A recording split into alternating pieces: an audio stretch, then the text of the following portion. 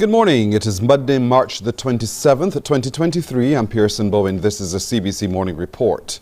Fires are up in Barbados for the first 3 months of the year, with just 4 days to go in March. The Chief Fire Officer, Errol Maynard, says there have already been over 400 fires for 2023. That's more than 100 more for the corresponding period last year. He added that just yesterday there were several. The Chief Officer was speaking on the People's Business last evening. We had 9 grass fires across the country, and these fires has been reaping havoc on our resources. Now, thus far for the year, ending midday today, we have had 428 fires, and that is compared to 315 last year. Of these, we had 218 grass fires compared to 149 last year. And coming be close behind that are the rubbish fires. That is 122 fires. These are definitely too many fires in such a short space of time. We are really concerned about these fires and the impact that it's having on the lives of Barbadians, the impact it is having on the lives of the firefighters and their health. Well, as far as the issue of burn permits is concerned, the CFO says it's very unlikely that any will be given under the current circumstances. I'm sure that, as I said earlier, we do an inspection, and if the conditions are not safe, we will not issue a burn permit. I'm sure that the conditions now will not lend themselves to a person in the public having to burn rubbish or stuff themselves without the presence of the fire service. So it is most unlikely that we will issue a burn permit at this time. Well, the consequences of these fires are also registering with the education system. The Chief Education Officer says the cost runs deep, including the closure of schools. I don't have a dollar amount for you, but I can tell you that these fires continue to negatively impact our staff and our students. When we have to close a school because of the amount of smoke in the school environment, of course it means that students cannot access the education that they're supposed to access between the 8:15 and 3 p.m. We know also the students are not able to socially interact with each other. Extracurricular activities in which students engage can't occur. I mean, and it puts unnecessary strain on the teaching staff and other members of staff because they now have to make up for that lost time. So in terms of the impact, it is a very negative impact when we have to close schools due to the amount of smoke and ash in the school environment. The closure of schools is a last resort. We don't go first to closing the school. We will monitor the situation. However, if it is a situation that is untenable, we would have to close school. But I find that principals and teachers and other members of staff have been doing all that is necessary to ensure that the children are safe. And when it reaches a point where they can no longer ensure the safety of the students with regard to the smoke inhalation and so on, then the decision is made by the Ministry of Education to close the school. Coming up on the CBC Morning Report, the Health Minister outlines a new plan for cardiac care at the QEH.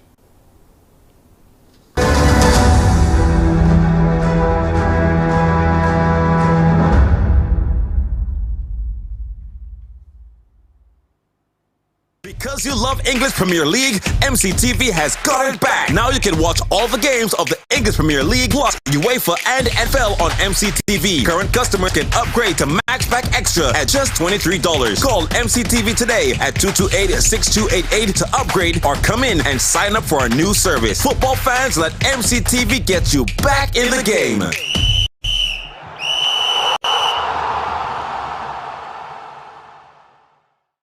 Today's Morning Barbados is sponsored in part by Troubadours International.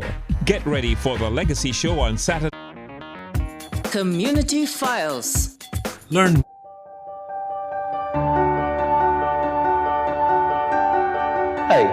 am Jaheem Thomas, one of the team leaders of Project SOF. Project SOF is a very transformational program for youth who are now going into secondary school. It helps them with their team building, effective communication, decision making, and also raise awareness of drug use. For me, Project SOF definitely impacted my life, especially as a team leader. Dealing with children every day, it was for me to honestly wonder, am I making the right decisions when I approach these children? And not only that, but are they developing as well and taking in information that they're being taught? Project SOF also benefits those children, as I mentioned earlier. But one of the major things I have seen, especially from children coming out of Project SOF,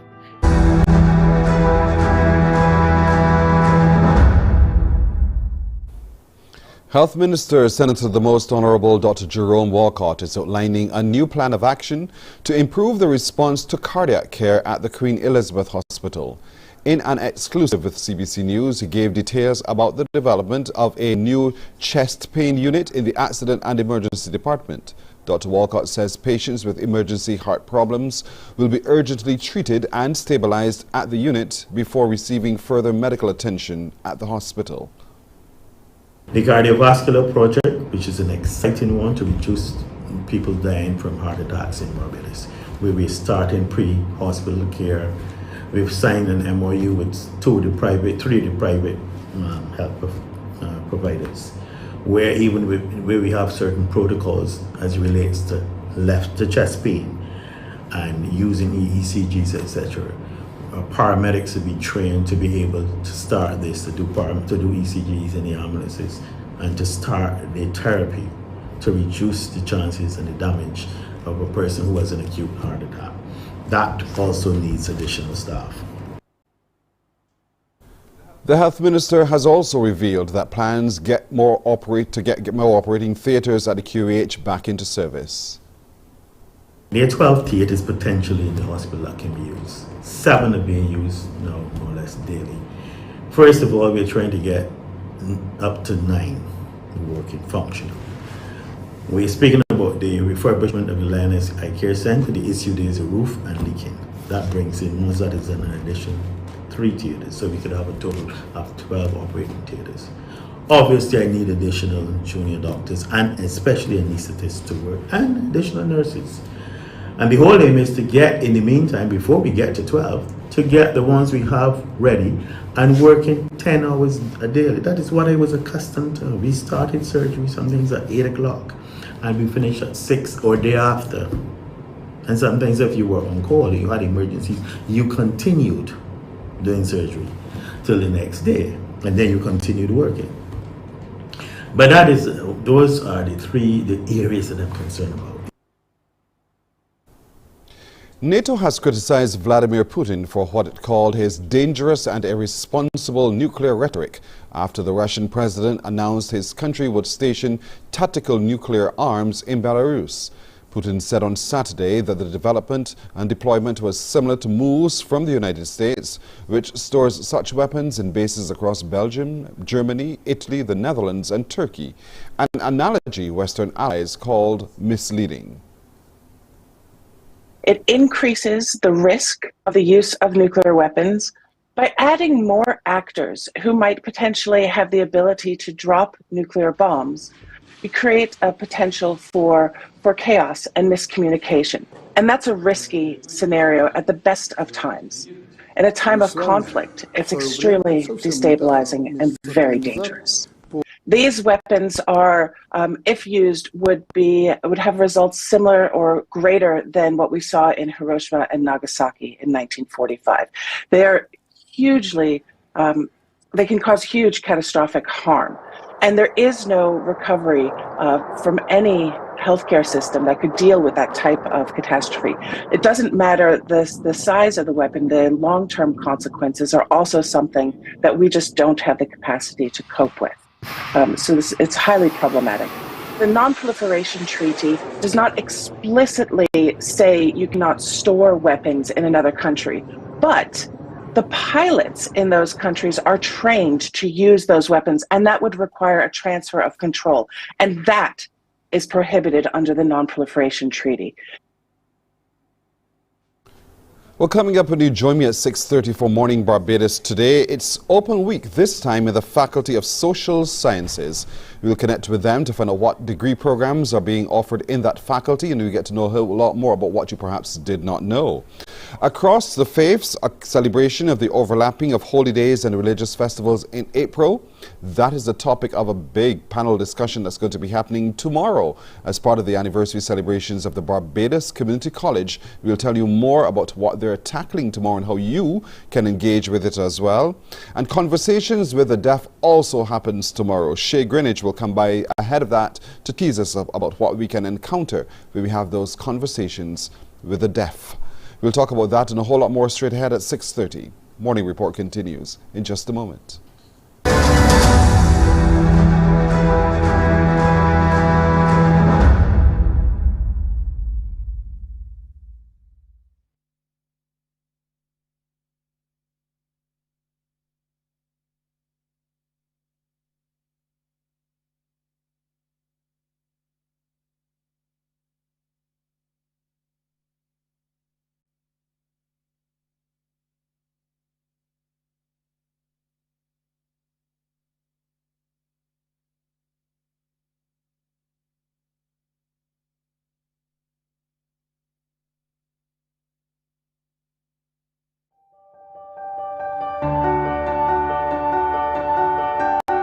Hi, I am Jaheem Thomas, one of the team leaders of Project SOF. Project SOF is a very transformational program for youth who are now going into secondary school. It helps them with their team building, effective communication, decision making, and also raise awareness of drug use. For me, Project SOF definitely impacted my life, especially as a team leader. Dealing with children every day, it was for me to honestly wonder, am I making the right decisions when I approach these children? And not only that, but are they developing as well and taking in information that they're being taught? Project SOF also benefits those children, as I mentioned earlier. But one of the major things I have seen, especially from children coming out of Project SOF, is the impact that it has made on them even after.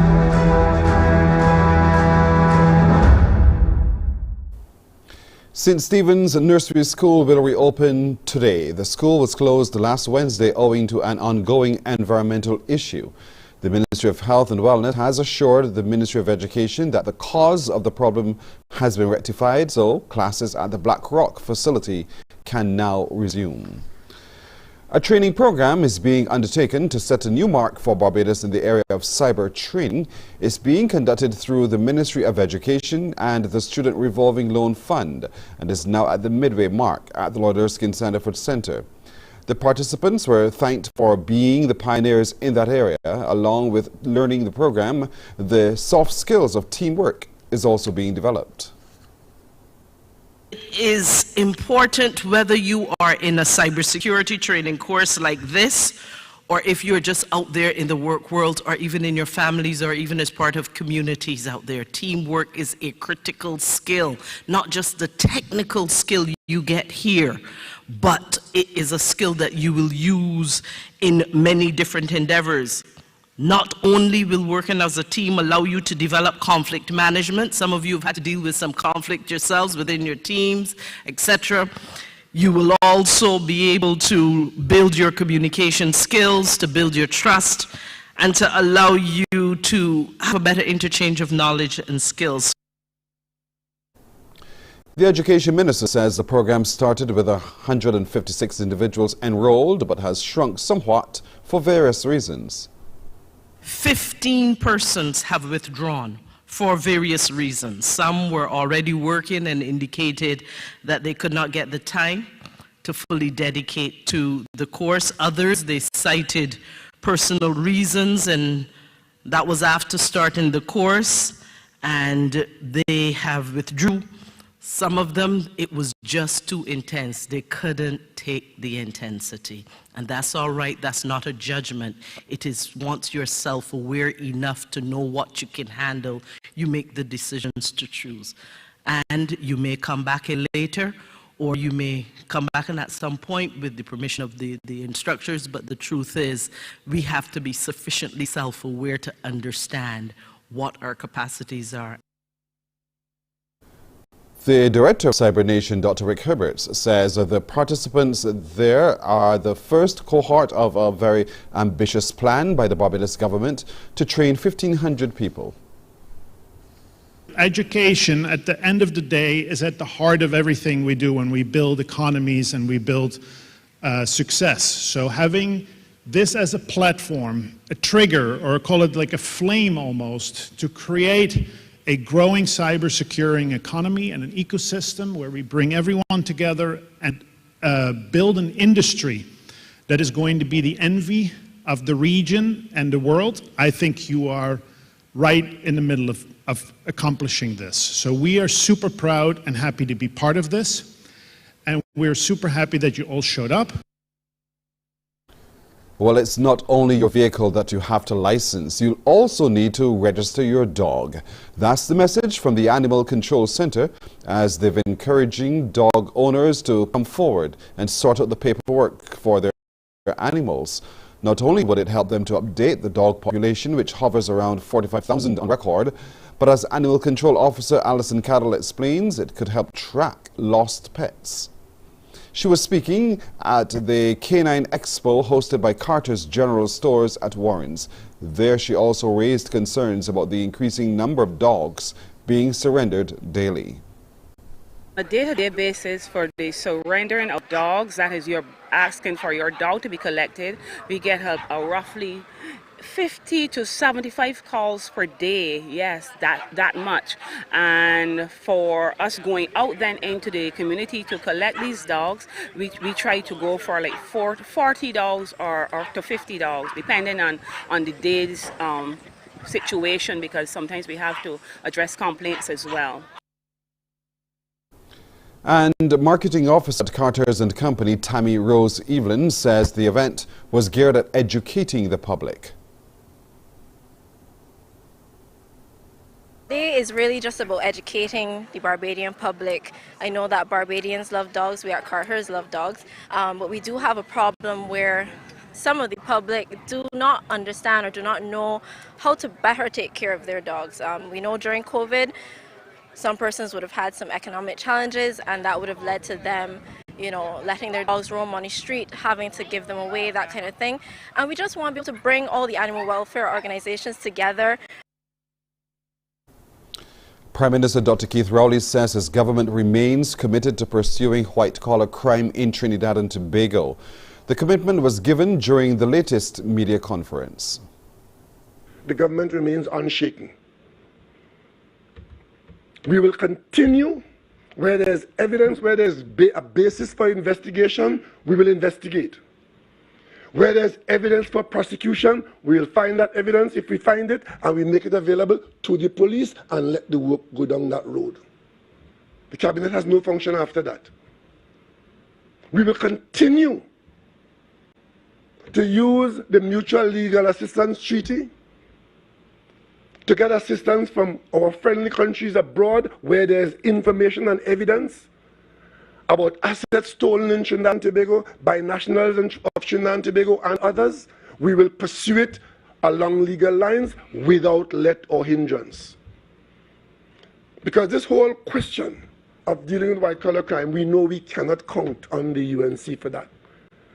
Since we have one of the commitments we made coming into the election in 2015 was to enact in this country whistleblower legislation. That's one of the first things we did. And we took it to the parliament and it went to a committee. I think we had a debate on that in February 2020. In February, it went to committee. And of course, like everything else, found no support from the UNC. Homeowners in the Bahamas have been put on notice to expect an increase in their home insurance rates. The announcement by the Bahamas Insurance Association, it comes as the twin calamities of the COVID-19 pandemic and Hurricane Dorian continue to have an impact on the average Bahamian. Eyewitness News reports. Anton Seeley, head of the Bahamas Insurance Association, says the harsh reality is this is one of the casualties of climate change. This year we're also confronted with the fact that a lot of the insurers who provided protection for us here in the Bahamas have decided that they're either not going to afford us that protection anymore, in other words, they're pulled out of this jurisdiction, or they are limiting their capacity that they're given to us, the amount of insurance that they're prepared to give to us. And they've also altered some of the terms and conditions. The increase is being experienced globally as the industry has lost more than $120 billion, well above the historic 10-year average of $81 billion. He explains what these amendments to the existing agreements will look like. They're imposing high deductibles in some areas, particularly Abaco and Grand Bahama. They're imposing, as I said, higher deductibles there for the coverage. And in some cases, they're limiting the coverage that they're prepared, depending on how near you live to the water. There's some insurers are saying, well, we're not prepared to cover you if your house is within a certain distance of the water. Those are kind of conditions that they have imposed. While consumers will have to dig a bit deeper into their pockets for payment, Seeley assures that every effort is being made to reduce cost. Buildings to insure, but we don't have the capacity to insure them. So that is right now our biggest challenge, and the cost. It is, it's a very costly exercise now to insure homes, and this is unfortunately coinciding with a kind of building boom that's going on in the country. So it's a real dilemma for the industry, and but we're navigating it as best we can. Still in the Bahamas, with just 3 months into the year, repatriation numbers are climbing there. The numbers now exceed over 1,000, as we hear from our news. The United Nations reiterating its long-standing position that refugee returns is still premature to organize large-scale returns because the situation in Syria is still not safe. These returns cannot be, in the words of the head of the UNHCR, sustainable. He said, Filippo Grande, that they have been talking to refugees and we have been. To the Bahamas, however, Belize's National Meteorological Services is facing a challenge to meet the demand for meteorological officers owing to a lack of courses offered in the country. Aspiring meteorological officers must go abroad to study, making it difficult to fulfill the need for qualified personnel. The demand for Met officers has increased as the country faces more frequent and severe weather events. Chief Meteorologist Ronald Gordon says that one of the main reasons for this shortfall is the lack of funding to finance their necessary education journey. We need capacity building within the department. We certainly do get people all the time coming in, but this field is sort of unique in that it is not offered in Belize. So for somebody to advance in meteorology, they have to go outside of the country to study. So that's one of the shortfall that we have. And as I mentioned before, it would be good for us to dedicate some sort of effort to building that curriculum within the country, building that profession within Belize. One of the good things that we have had over the years is that in this field we have been able to gain fellowship, especially for persons coming into the department to go outside and study. Of course, that has decreased a bit over the years due to different constraints, but that has been one of the benefit that we have. People coming into Met can come in at a high school or maybe at sixth form level and can easily get a scholarship to go and study and get a degree. However, we do want to build a capacity within the country that you don't have to leave the country because, like you rightly mentioned, there's that financing gap also that we need to address. U.S. Vice President Kamala Harris says the United States will increase investment in Africa and help spur economic growth as she began a week-long tour of the continent yesterday aimed at countering the influence of rivals Russia and China. She's the highest-ranking official from the Biden administration to visit the region in recent months. She'll also travel to Tanzania and Zambia.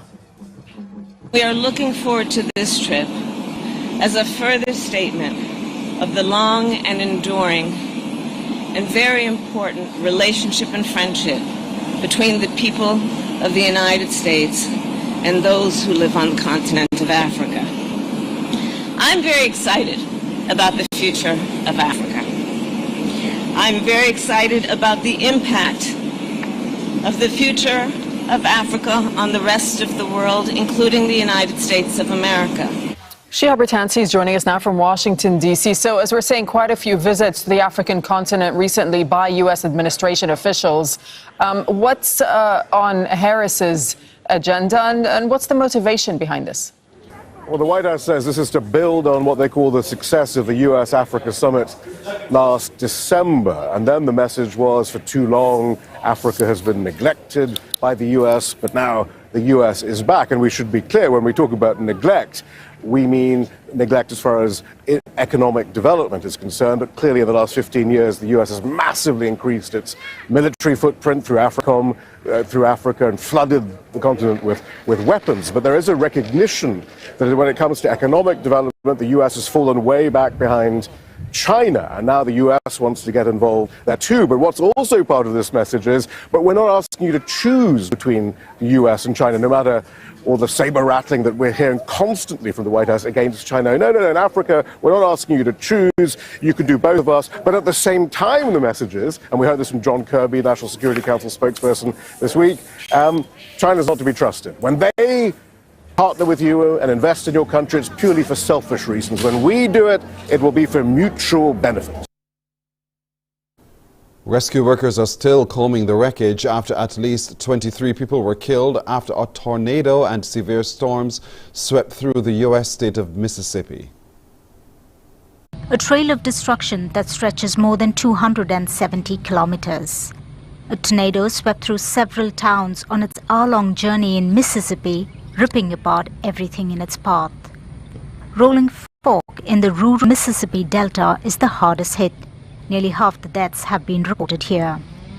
I have seen better days, but this is the worst I have ever. This is devastating. Friends lost, damage. It is heartbreaking. The tornado was so powerful, debris was reportedly thrown thousands of meters into the air. Tens of thousands of people in Alabama, Mississippi and Tennessee are without power. We could hear the wind and hear the roof peeling back, and felt the house kind of twisting a little bit. It didn't take more than about 15 or 20 minutes for the whole thing to come through, because we don't have any power, don't have any water, no electricity. Tornadoes are difficult to predict but are relatively common in the central and southern parts of the U.S. But Friday's twister was said to be rare. It was on the ground for more than an hour, causing extraordinary amount of damage.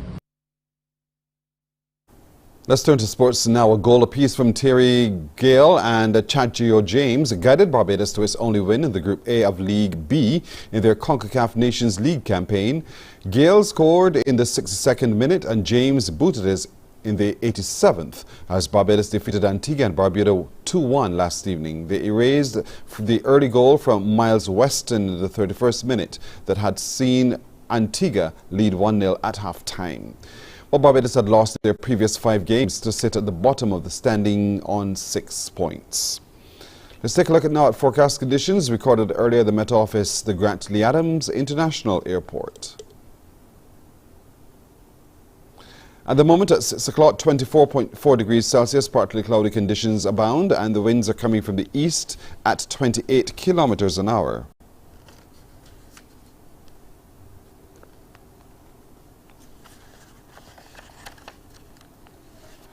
If you're heading to the seas today, what shall we tell you about the seas today? Remember, if you're going there, sea bathers, please go to those beaches where lifeguards are on duty. Moderate in open water, the swells ranging from 1.5 to 2.5 meters and increasing. Small craft and high surf advisory is in effect for above normal sea swells. And again, sea bathers, use those beaches where there are on-duty lifeguards.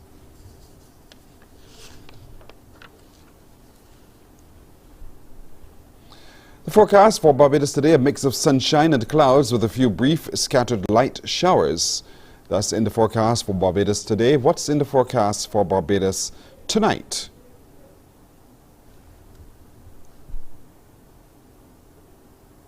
And tonight in Barbados, partly cloudy with a few brief isolated light showers. A look at some forecast conditions for international cities. Well, that's the CBC Morning Report. I'm Pearson Bowen. Morning Barbados starts now. Wake up, wake up, wake up, wake up. Barbados, get up. Good morning. Good morning, Barbados. Good morning. Good morning to you. Good morning. Morning, morning, morning. Good morning to you. Good morning. Morning, Barbados. Good morning. Good morning to you.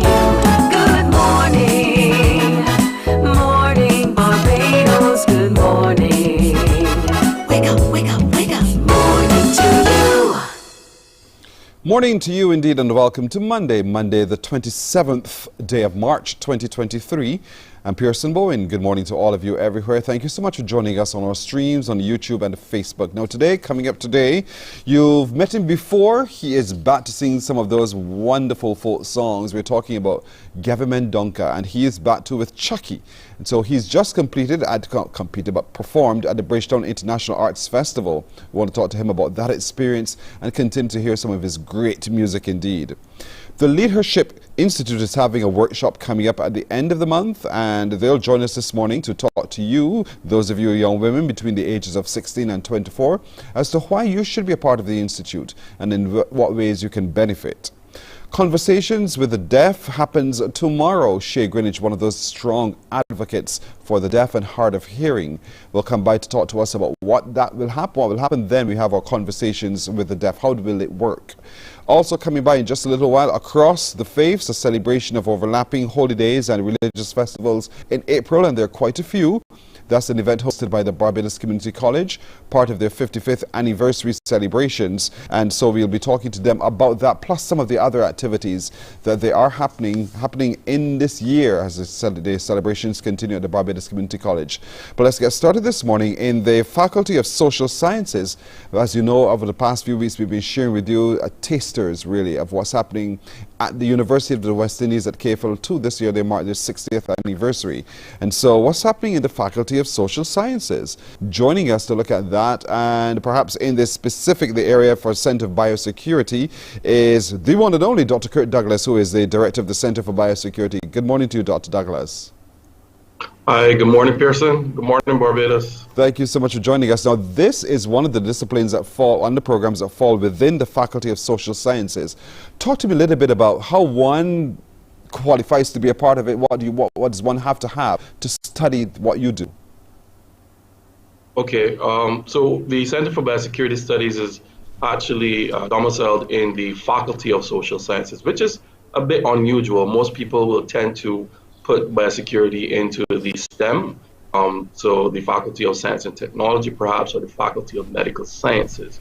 However, there are three main factors that really govern the risk as it relates to biosecurity. This would be environment, this would be humans, and then also infrastructure. So that human element is also the largest lever that we have in terms of how can we solve the problems at the actual source.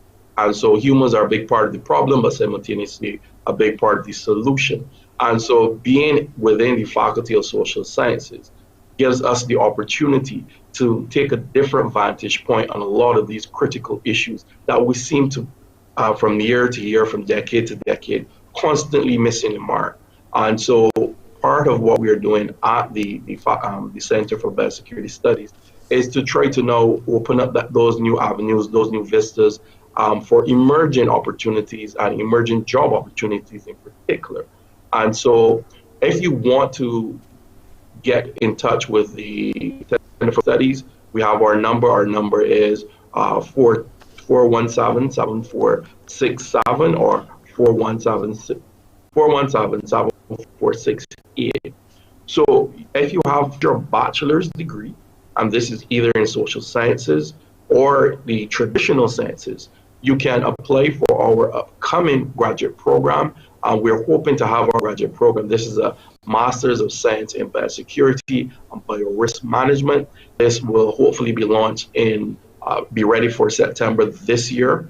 The latest probably with January 2024, which is early next year. but we want to have a MSc program, which is the taught masters, where students can enroll and be trained in the techniques, the methodologies, and also in terms of having placements within organizations, because no one wants to spend all of this time studying and then at the end of it don't have anything to show. So what we will be arranging with that taught masters is placements in internship programs across not only Barbados but across hopefully globally as well, because we've managed to establish some relationships with overseas universities and also global organizations. So that is the trajectory that we want to have. And we also have research graduate programs, so MPhil, and also our PhD program. And so we're quite excited to get this going.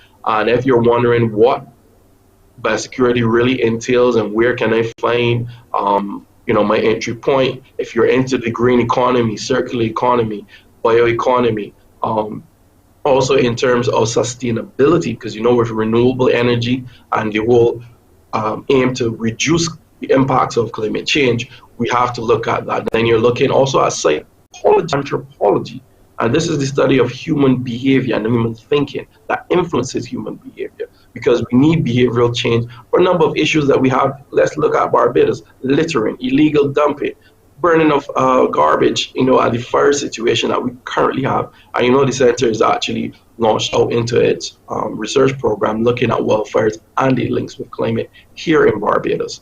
And also there's the emerging field of geopolitics with global health security. Many people have wondered, where did COVID come from? What is the tensions between the USA and China? And how is that influencing the whole COVID-19 pandemic? And that leads also in terms of pandemic preparedness. So international relations is a very close nexus with this. And then it's biorisk management, climate change, sustainability, infectious diseases, the role of gender. Just this morning, I read a study that was quite interesting. 70 to 80% of dengue cases are actually asymptomatic, which means that we are unable to actually see them because those persons don't actually manifest the symptoms. And what was quite interesting about that study, it looked at the travel behavior of people, so where they spent most of their day. So this could be at home, it could be at home or even at work, and that's where the risk lied for persons actually contracting dengue. So we have to kind of relook the whole risk modeling as it relates to dengue coming up from these studies. So these are the salient points that I would like to bring forth for biosecurity. It's exciting, it is new, and it is also powerful. So I encourage you, we have some webinars coming up, and the entire faculty is having, this whole week is the Faculty of Social Sciences. And so we are looking forward to have that being successful and enrolling as many students as possible, and to see this not only as enrollment, but this is a step towards your future. We encourage all the young persons across Barbados to, have hope. There is definitely a lot of scope out there for you, not only here in Barbados in the region, but externally as well. And we are willing to help you get there. Indeed, at the Center for Biosecurity. Now, we're joined now by Professor Troy Lord, who is the Dean of the Faculty of Social Sciences. Professor Lord, good morning to you. Good morning, Pearson. Good morning, Barbados. Thank you for joining us. Now, give us broadly some of the areas of study within the Faculty of Social Sciences at the UE. Oh, well, certainly. Well, we have three main departments. The Department of Economics, and you do economics there, banking and finance. The Department of Government, Sociology, Social Work, and Psychology, and the names speak for themselves. Well, I will just mention government refers to the discipline of political science. We have the Cato School of Business and Management, a merger of the Cato School of Business and the Department of Management Studies. There you have a really broad suite of programs, from the pure discipline of management to management with various concentrations. For example, entrepreneurship, human resource management, project management, business analytics. You have BSc Tourism in the department. You also have the BSc Accounting, the BSc Accounting Finance, and those are just at the undergraduate level. At the postgraduate level, we offer master's degrees in project management, in tourism and sports management, business analytics, investment wealth management, financial management, finance. Wow. Quite a few programs we offer. It's a very, very comprehensive suite of programs that the faculty offers. And as Dr. Douglas mentioned, the Center for Biosecurity Studies lies in our faculty. So we hope in the upcoming year to have top masters and masters, research master's degrees and PhD degrees offered by the center as well. Those are new things. What's happening this week? It's your week now, your Faculty of Social Sciences. So you've seen what happened in the other faculties. Now it's your turn. Tell us what we can expect this week in the Faculty of Social Sciences. Right. Well, one of the things, of course, we're doing this week is really it's a program of outreach. And so what we want to show to our publics, and that's Barbados and Eastern Caribbean, and I'll speak on that very shortly, to show them what we offer to students who wish to, of course, have a tertiary education, whether that is at the undergraduate level or the postgraduate level. What we do offer, as I mentioned previously, a very broad suite. We also want to demonstrate to the public the vast body of research that the faculty has been engaged in for quite some time. And so a number of our speakers will basically will speak to what the faculty has been doing in that regard. And finally, because the faculty is a very renowned faculty when it comes to advocacy and activism. So a number of our lecturers, the academics in the faculty, they sit on various boards, whether those be public sector, private sector, NGOs, international or regional bodies. And so the faculty has this very rich tradition, starting back from our founder, the late Mr. Wendell McLean and Sir Frank Allen.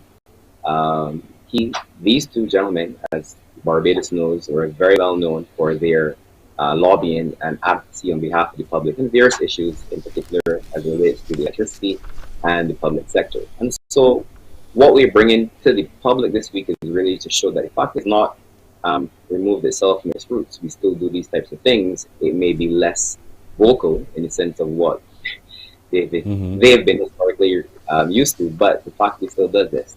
And so just a quick rundown of these types of things we're doing this week. So I mentioned that we are going to reach out to our publics outside Barbados as well. So we hope to have persons representing the faculty in Guyana, Antigua, Grenada, Anguilla, and this will happen during the week and also across a number of other radio platforms across Barbados this week as well. The students, we've not left them out. The students are holding a financial expo tomorrow on campus. That's from 10 until 5. So we invite persons to come out. This will be, the main theme there will be financial literacy. Later this week on Friday, we have a book launch by one of the academics in our faculty, Dr. Nadine Prasad, and her area of expertise is project evaluation. And so we hope to have that be basically the capstone of the week to show, again, I mentioned the research that the faculty does. I'll just mention that Dr. Nadine Prasad, she's been very prolific. And so really what we intend to do there is to basically, bring a certain sort of esteem and prestige to the event, the week, by launching that book. Right, so much is happening indeed. You've got to leave it right there, gentlemen. But I wish you all the success with this week's activity. Biosecurity is one of those disciplines that fall within the Faculty of Social Sciences, management, the whole question of being economically frugal, and so much more indeed. So we want to encourage you, if you want to know more, to go to the website cafehill.uwi.edu. cafehill.uwi.edu to go into the Faculty of Social Sciences and get to know more. But all week long, we'll be sharing with you some more of what you can experience once you take up your studies in the Faculty of Social Sciences. Thank you so very much, Professor Troy Lord and Dr. Kirk Douglas, for joining us this morning. Thank you for having me. Thank you too, Pearson. You're very welcome. Have a great day. Likewise. We're going to take a break here. We're coming back with more on Morning Barbados in just a moment. Morning, morning, morning. Good morning. This Easter, CBC is having an Easter bonnet decorating competition where anybody, old or young, can participate. All you need is a bonnet or a hat for those who don't know, some glitter, some Easter eggs, some flowers, maybe even some chocolate. Take a photo of your finished product and send to Mornin Barbados at cbc.pb or WhatsApp 467-5465 from March the 27th to March the 31st. All entries will be shown on Mornin Barbados and posted to their social media page. The photo with the most likes can win $250. Oh yeah, and if you win, you can be featured on their TV morning talk show Mornin Barbados. Sponsored by Super Style Shoe Shop, keeping your steps in style. Skate Life Barbados, Skate Life, Great Life, and Mornin Barbados. The facts say Morning Barbados reaches an audience of over 50. Morning, morning. Good morning. Good morning to you. We're 14 minutes now to go to the hour of 7 o'clock as we turn our attention to the ongoing activities at the Barbados Community College. Remember, that college, a premier event tertiary education facility, is marking its 55th anniversary of service to the Barbadian community and to the wider Caribbean as well, as a matter of fact.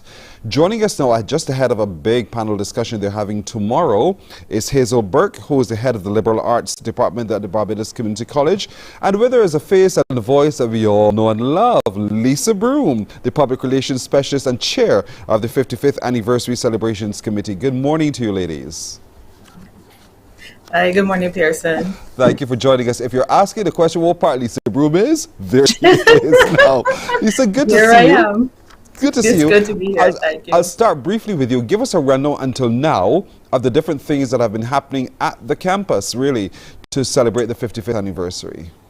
Well, thanks, Pearson. We have been busy at BCC since January, celebrating our 55th anniversary.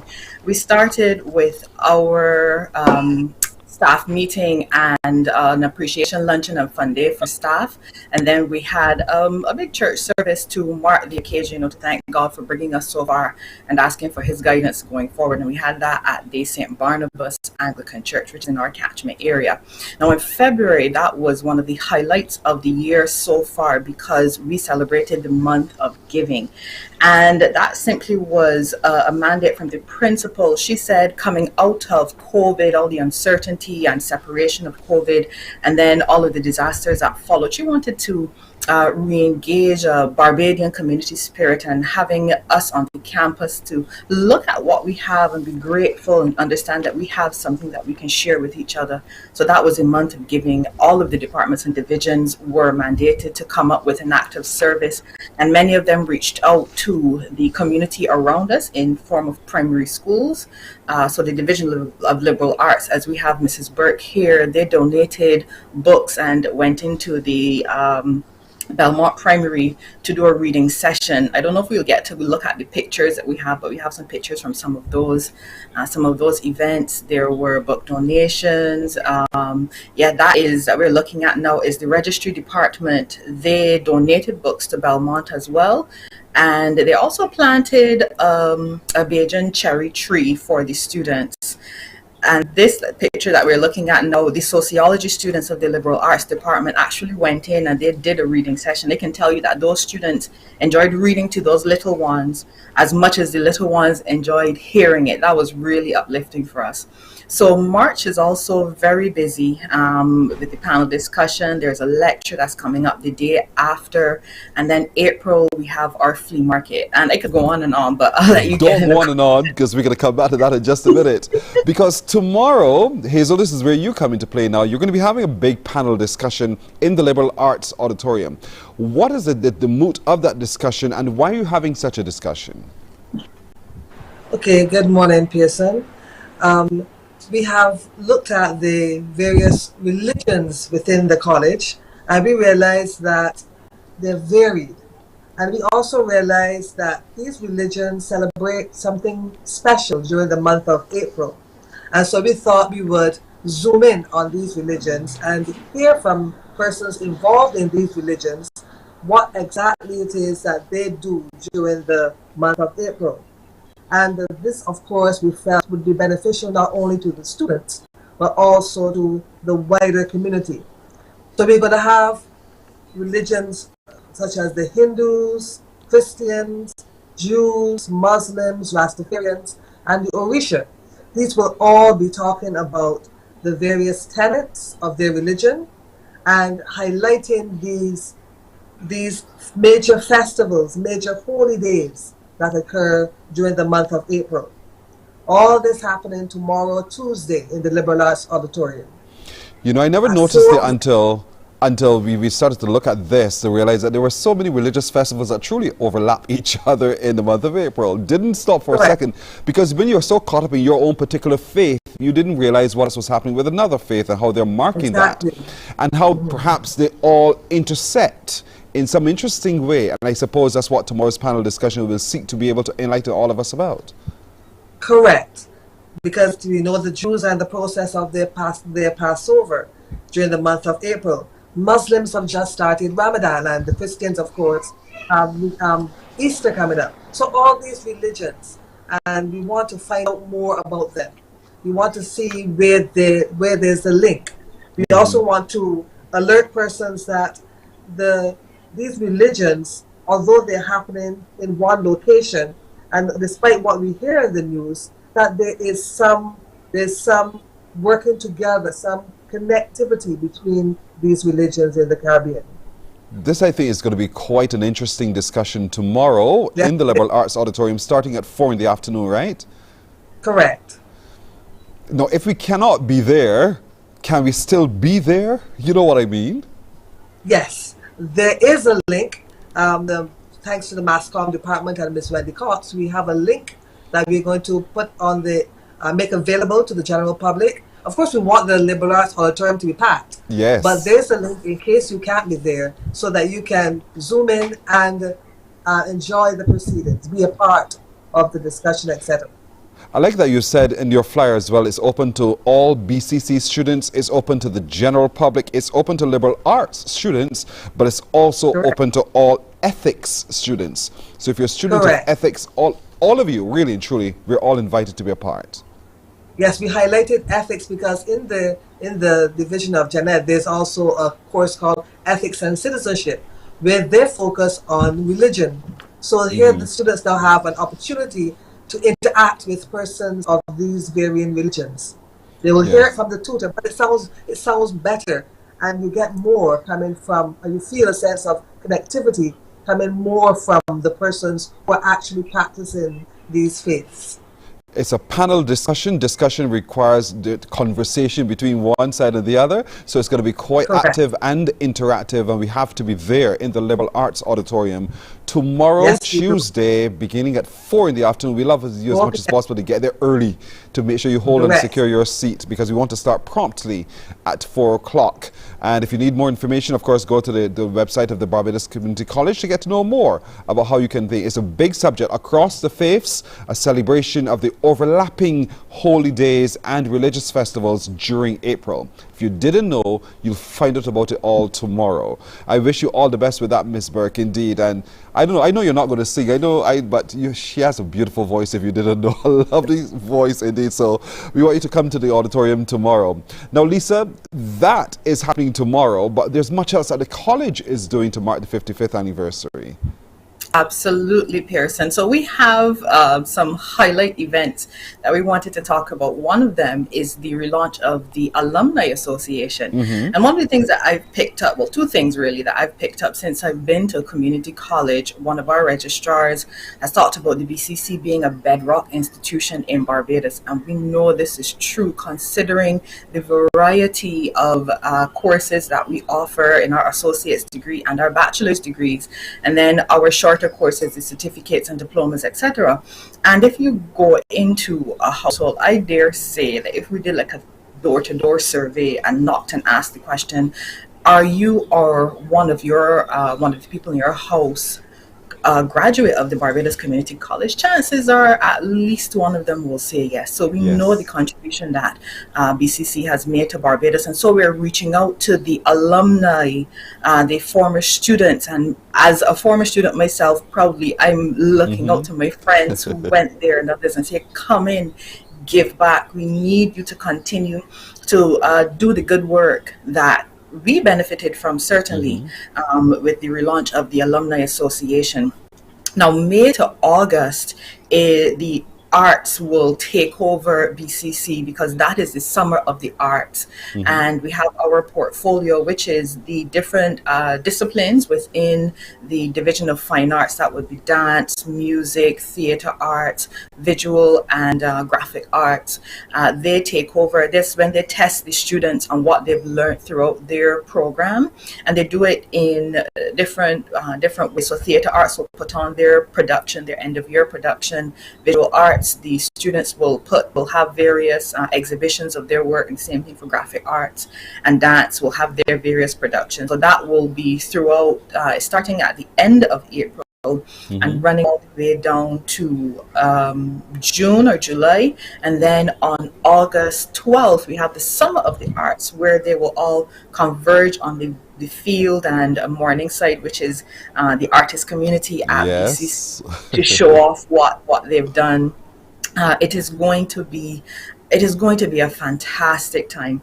And then in October, we're going to have a black tie gala. We're hoping that this is the first of many for the Barbados Community College, where you come out in your finery and support the college. And then I missed April, which is our flea market and car boot sale. On the 29th. On the 29th, yes, across the campus. So we're asking you to come out and support us in our anniversary year celebrations. It's going to be quite a lot indeed, and as a past graduate myself, here we go. We want to encourage as many from the alumni to come out to give back to the organization in significant ways. We pass it, and we thought all the glorious memories flood us every time. Absolutely, the spaces we've been into, the gym over there. So many places. And so we want all of you who have been past students of the Barbados Community College to join in this big celebration indeed. And if there's anyone who wants to know more, Lisa, how can they find out more about how they can be a part of the revamping of the alumni?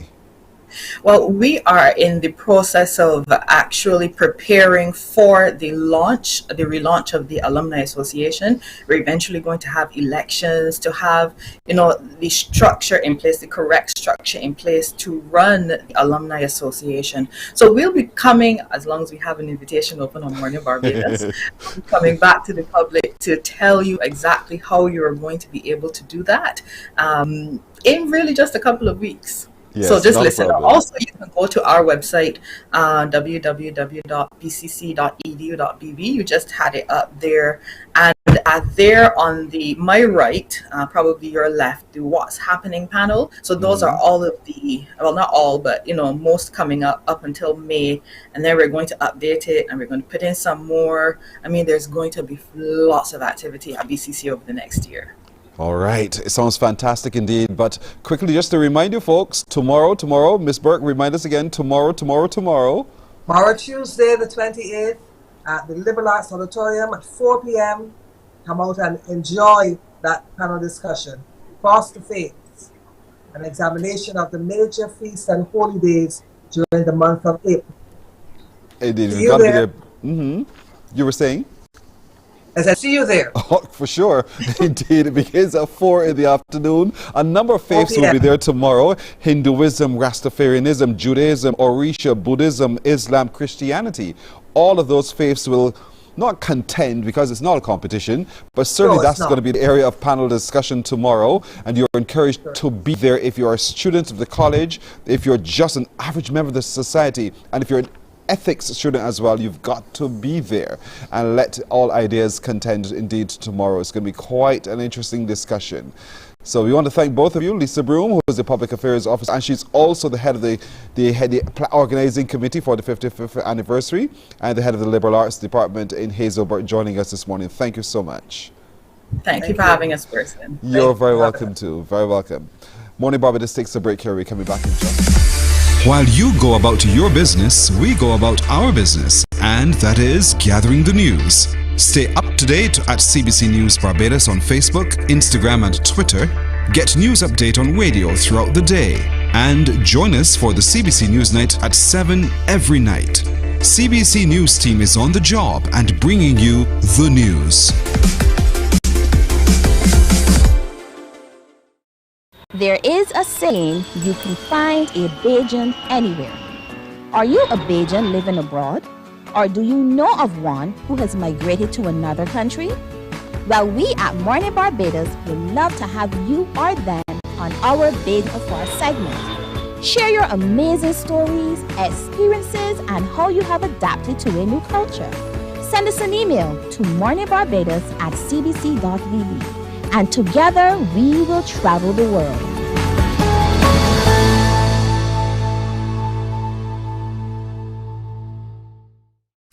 Enjoy movies, soaps, drama, comedy, inspiration, education, music, and more. You get it all when you get MCTV, because MCTV gives you more. Some ask, what makes Barbados so special? We at Mornin Barbados say it's you, our exceptional youth. You are talented, resilient, and inspirational. You are the epitome of the Barbadian spirit, testing the boundaries of your creativity. If you are an entrepreneur, artist, baker, designer, author, or have done anything you think should be highlighted, email us at morninbarbados@cbc.bb. Let us show the world our exceptional Bajan youth. Morning, morning, good morning, good morning to you. Remains and a half after 7 now. Fires are up in Barbados for the first 3 months of the year, with just 4 days to go in March. The Chief Fire Officer, Errol Maynard, says there have already been over 400 fires for 2023. That's more than 100 more for the corresponding period last year. He adds that just yesterday there were several. The Chief Fire Officer was speaking on the People's Business last evening. We had 9 grass fires across the country, and these fires has been reaping havoc on our resources. Now, thus far for the year, ending midday today, we have had 428 fires, and that is compared to 315 last year. Of these, we had 218 grass fires compared to 149 last year. And coming be close behind that are the rubbish fires. That is 122 fires. These are definitely too many fires in such a short space of time. We are really concerned about these fires and the impact that it's having on the lives of Barbadians, the impact it is having on the lives of the firefighters and their health.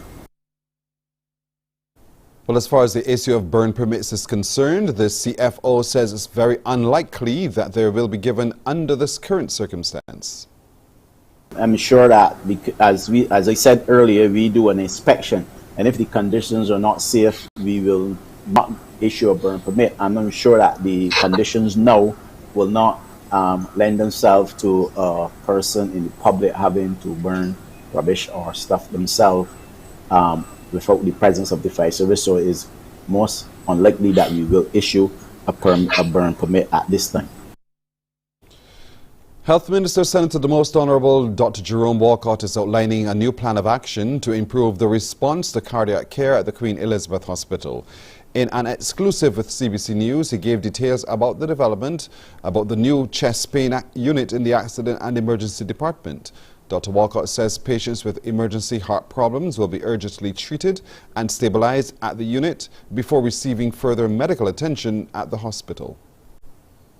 The cardiovascular project, which is an exciting one to reduce people dying from heart attacks in Barbados, where we're starting pre-hospital care. We've signed an MOU with 3 of the private health providers, where we have certain protocols as it relates to chest pain and using ECGs, etc.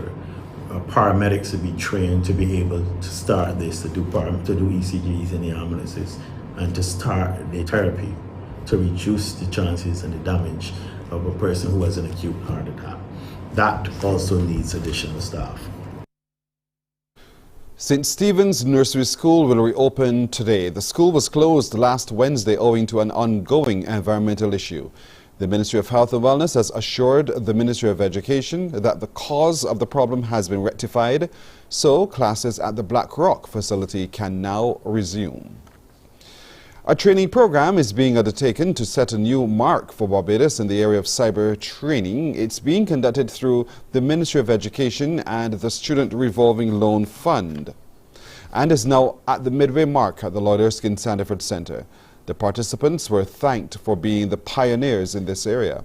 Along with learning the program, the soft skill of teamwork is also being developed.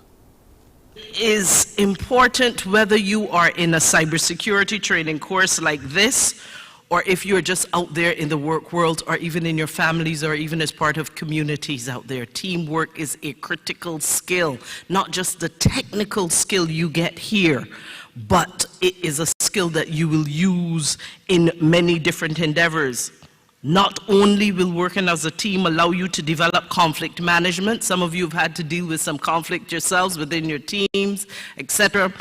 You will also be able to build your communication skills, to build your trust, and to allow you to have a better interchange of knowledge and skills. Well, that's our news until now. More news here on TV8 coming up at 12 noon. Morning Barbados continues in just a moment. Morning, morning, morning. Good morning.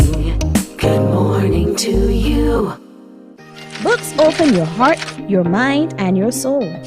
They are educational, entertaining, inspiring, and motivating. Are you an author of a recent book you want to share? Then Mornin Barbados would love to feature your book in our The Next Chapter segment. Send us an email to morninbarbados@cbc.bb. That's morning without the G. Come and let us turn those pages together. Because you love English Premier League, MCTV has got it back. Now you can watch all the games of the English Premier League, plus UEFA and NFL on MCTV. Current customers can upgrade to Matchback Extra at just $23. Call MCTV today at 228-6288 to upgrade, or come in and sign up for a new service. Football fans, let MCTV get you back in the game.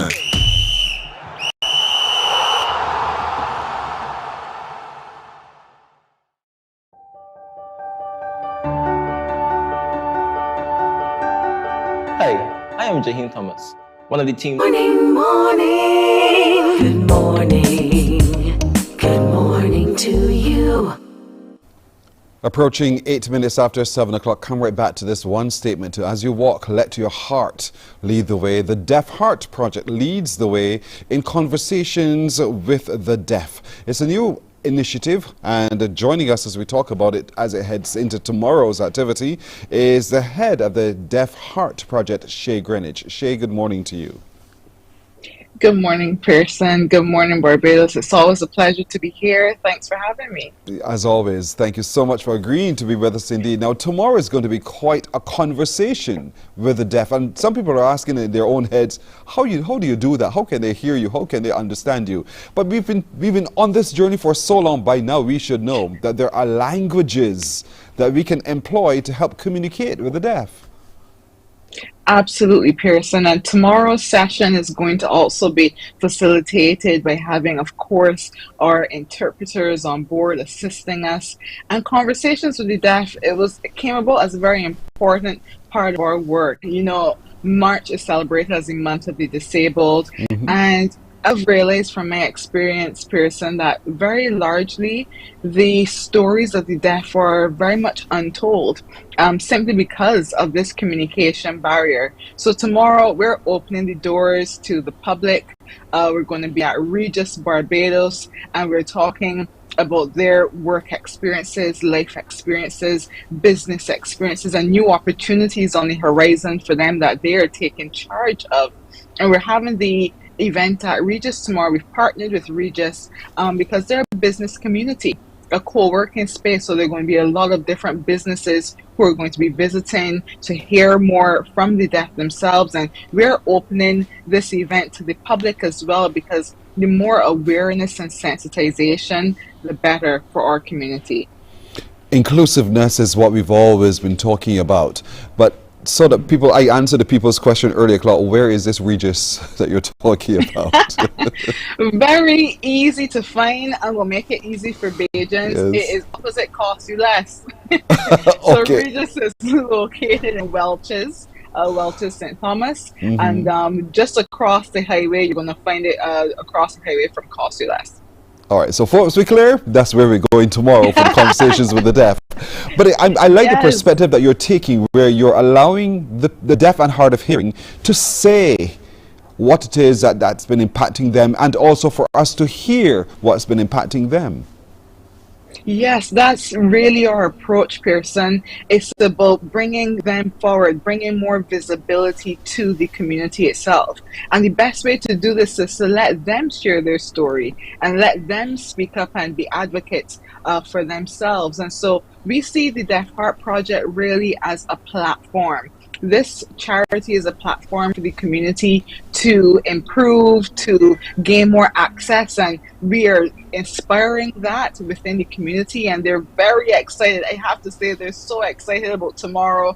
It's not just only going to be the space where they're going to be sharing, they're bringing out their work, they're bringing out their crafts, and they're going to be items on sale, so you can come out and hear their stories and support their businesses and their livelihood as well. That's tomorrow, for just a couple hours, everybody. Just a couple hours from 11 in the morning until 1 in the afternoon. But that's a start. That's truly a start. Yes. Conversations with the deaf, connecting the deaf and the hearing world. And so it's absolutely free. Remember, Regis Lounge, that's one Welch's Plaza there in St. Thomas. And it's absolutely free to everybody. So we're going to come over there tomorrow. And you said tomorrow you'll get a chance to learn, perhaps hear from the deaf people how it is that they're impacting. And perhaps they're helping us to understand why we should not look at them as anything different. They're engaged in gainful employment, and they have services and other skill sets to offer too.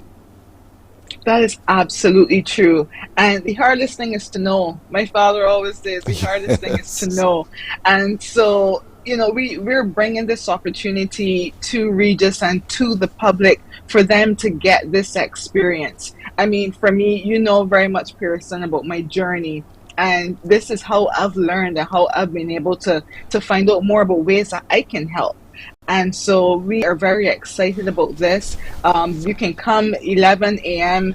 To 1 p.m. It's a nice little lunchtime break. So come on over during your lunch hour and hear more and support the deaf, even if you've missed the session. We're starting the very first hour with the expo and showcase of their work. We're able to come in and support them. And then from 12 to 1 is when we're going to be having that one-on-one session. And we're persons within the audience are also going to be able to ask questions and engage, because a lot of the times people have never interacted with a deaf person. Yes. And so you're going to be able to do that tomorrow if you've never been able to do so, if you want to come out and learn more. And this could be the very start of your journey. So I really encourage persons to come out and support the deaf and hard of hearing. We are ready to welcome you at Regis Barbados tomorrow from 11 a.m. to 1 p.m.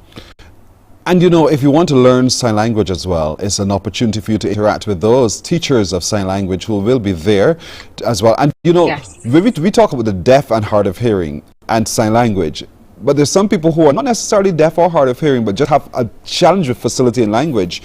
And so they're encouraged to learn sign language. And so we want for all of you who have to interact with anybody who has a difficulty with communication to come and learn more about it as well, but to have a greater understanding of the life of a person who's deaf and hard of hearing, and how sometimes our silence deafens them, you know, because we have not opened up our heart enough to say, I want to hear you.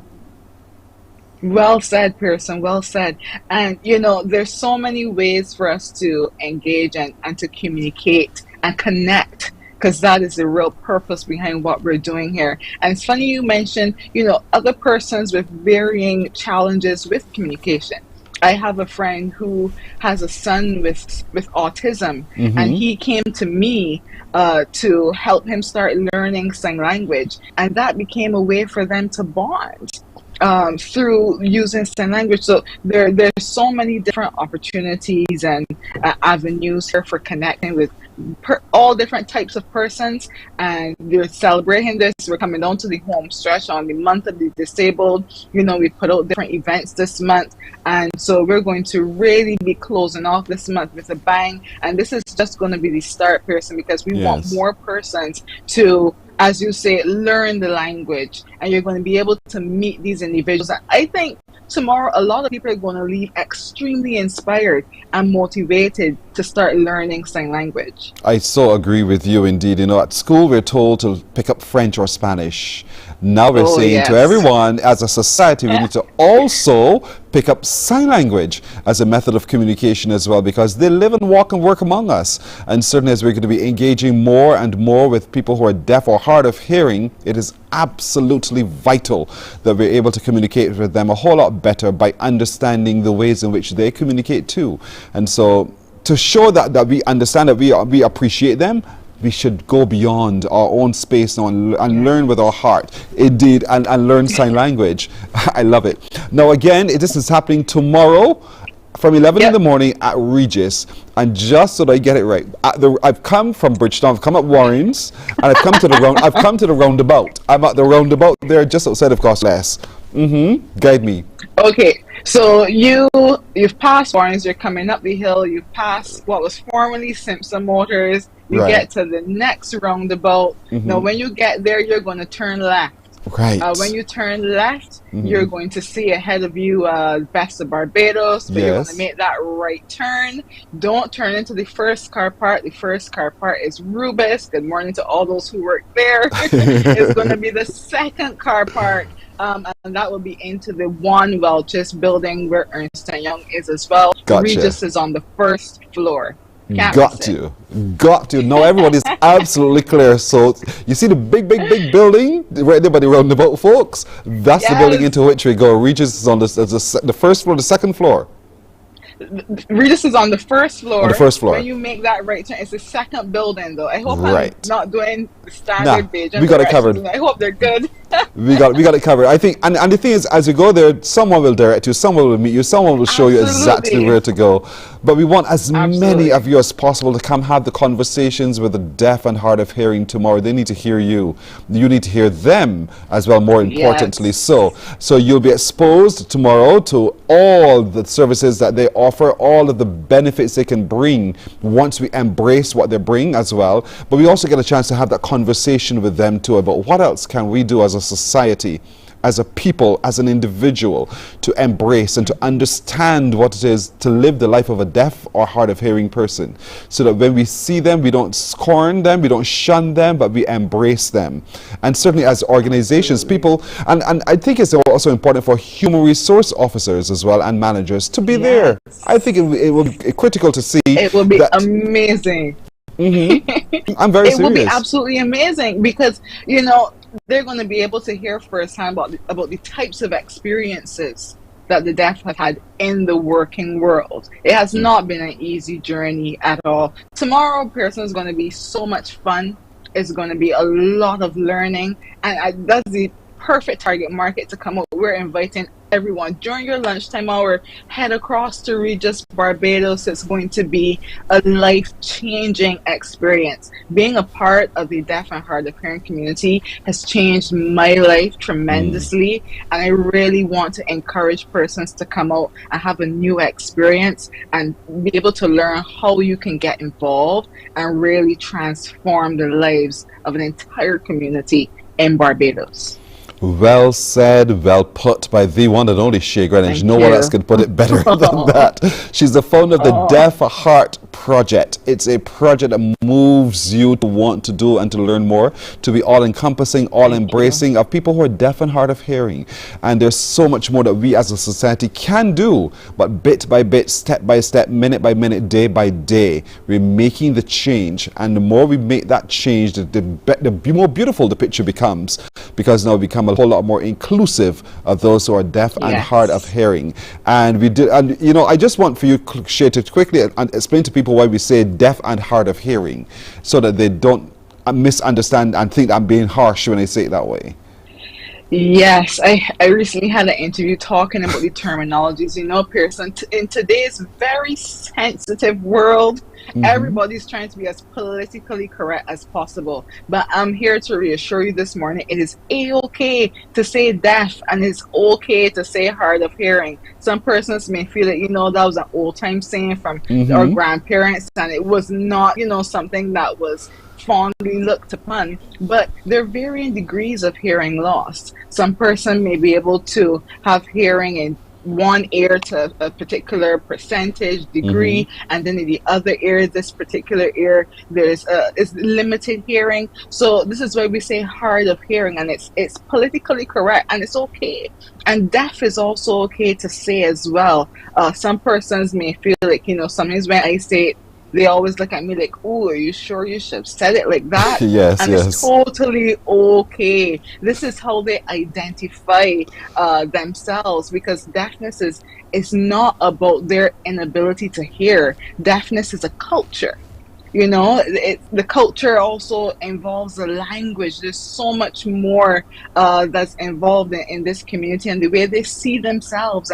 And so we want to introduce persons to a whole new world tomorrow through conversations with the deaf. So you can learn more, and we welcome you to come and be a part of it. Come and join our world. Come and join our world at Regis tomorrow from 11 in the morning till 1 in the afternoon. Just a couple hours, just a start. Just come and taste and see. And you'll realize it's not so bad. Actually, it's quite fun to interact with people who are deaf and hard of hearing. At Regis tomorrow, that's in 1 Welches, St. Thomas, tomorrow from 11 in the morning. It's absolutely free.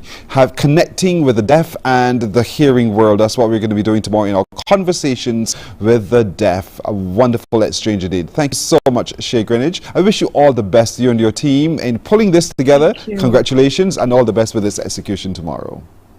Thank you so much. I want to say thank you to Regis as well for partnering with us. Thank you as well to the Mornin Barbados team for always supporting us. And Pearson, thank you, because I see so much growth in your advocacy for the deaf, and it's so beautiful to see. We need more people like you, Pearson. Thank you so much. Thank you too. We've come a long way indeed. Thank you very much. Shay Greenwich, you're welcome. Bye-bye. Shay Greenwich, the founder of the Deaf Heart Project, tomorrow, folks, from 11 in the morning till 1 in the afternoon, just a couple hours at Regis right there in Welches, 1 Welches, in right about the roundabout, the big building. You see EY on the sign, you can't miss it. That's where you're going tomorrow. The second car park, you park, and then you walk right in to have that exchange with the deaf and hard of hearing. We're going to take a break here. We're coming back with more in just a moment. Morning, morning, morning. Good morning. Good morning to you.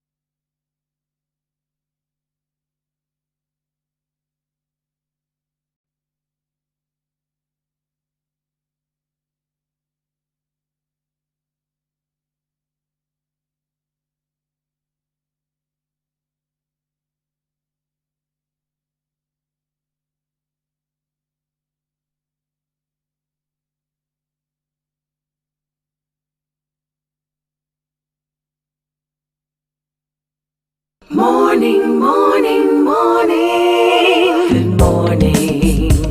Good morning to you. 24 minutes now after 7 o'clock. Met her earlier this year, and boy, did they have a time. We're talking about the founder of the Leadership Institute, Roshana Trim, and with her is one of those who's benefited from the activities then in Ashley Alkins. Good morning to you both. Good morning, President. Thank you for having us. Thank you so much for coming back. Let's start with you, Roshana. Remind folks of the purpose of the Leadership Institute and what activity you had in preparation for World International Women's Day. Absolutely. So leadership is really designed to assist women with thriving. We seek to provide training, education, and the tools for women to be able to lead effectively. And so for International Women's Day, we teamed up with the British High Commission and the Canadian High Commission to leader for a day program, and we had 4 young women who would have been successful based on the videos that they submitted to be leaders, and they would have spent the day with the High Commissioners, the British and the Canadian High Commissioner. And from what I've heard from Ashley, Jalisha, and the others, they had an amazing time. Do you think it was critical to hold such an activity, though, to align these ladies with these leading ladies of the Caribbean? So it's really important because one of the biggest things that we can do, or one of the best things that we can do, is give people the ability to dream and to imagine. And a lot of times the world of diplomacy, the world of governance and politics is shrouded in some mystery. And so how do we aspire to be diplomats? How do we aspire to lead if we know and really understand what goes on behind the doors? And oftentimes it's when we actually get into the role that, or when we get into the career, that we truly understand. And so we wanted from the outset to really be able for the young women to understand and to engage with the embassy, high commissioners, and to understand how international diplomacy works and what is entailed in it. Wow, they must have had a lovely experience indeed. We're going to come back to you in a minute, Roshana. But Ashley Alkins and Jalisha Sobers, they were two of the winners of this leadership opportunity. And so, Ashley, I'll start with you. How was it for you, by the way? Very interesting, very eye-opening.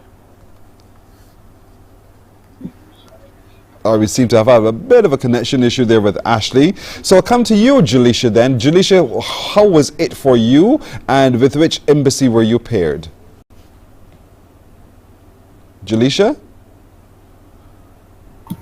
Good morning. Right, Jalisha, good morning. Tell me, how was it for you, and with which embassy were you paired? Okay, so I was with the British High Commission. It was a very eye-opening, enlightening experience. I really thoroughly enjoyed it, and it was a really good session, I must say. There must have been a reason why you said, because you had to put yourself forward. Why did you think you had to take this step to go with the Leadership Institute to have this opportunity?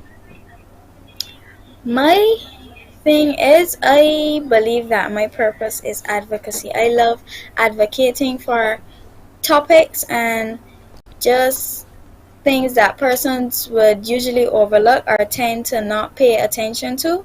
So I saw this as an opportunity to just step forward and use my voice to be a voice for the unheard and the overlooked. So while there with the British Commission, High Commission, what did they tell you, and what did you do, if you can share anything at all? Okay, so we had a full day. We started off with a breakfast with the Canadian and the British High Commissioner and some members from the UN. And then we went on to the Ministry of Foreign Affairs, where we met with the Permanent Secretary, Joanne Skinner. And it was a very inspirational talk. We met with other members in her team.